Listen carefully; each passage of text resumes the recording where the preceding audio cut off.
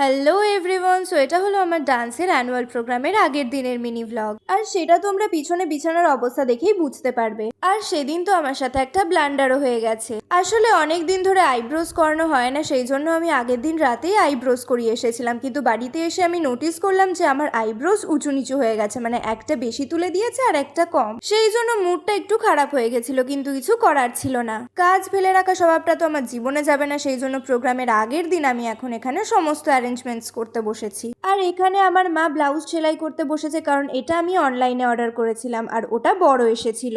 Order দিয়েছিলাম আমি medium আর এসেছে ডবল এক্সেল। বলো এটা মানা যায়? তার মধ্যে এসেছেও প্রোগ্রামের একদিন আগে। চেঞ্জ করবো যে সেই অপশনটাও ছিল না, সেই জন্য আমার মা এখন সেলাই করে দিচ্ছে, কারণ আমি সেলাই করতে একদমই পারি না। যাই হোক, মা যতক্ষণ এখানে সেলাই করছিল ততক্ষণ আমি বাকি কাজগুলো গুছিয়ে রাখছিলাম।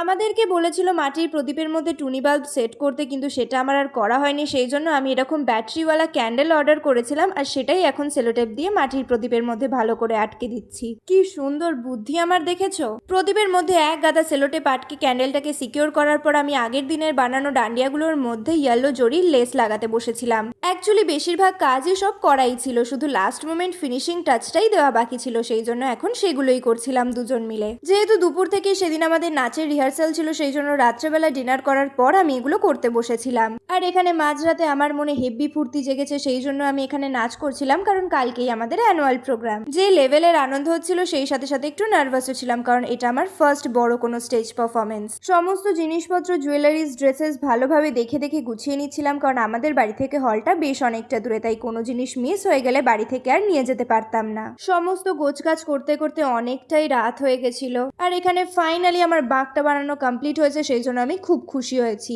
কারণ এই একমাত্র জিনিস যেটা বানানো নিয়ে আমি খুব টেনশনে ছিলাম। That's it for today. দেখা হবে তোমাদের সাথে অ্যানুয়াল প্রোগ্রামের মিনি ভ্লগে, ততক্ষণের জন্য বাই বাই। ও wish me good luck guys.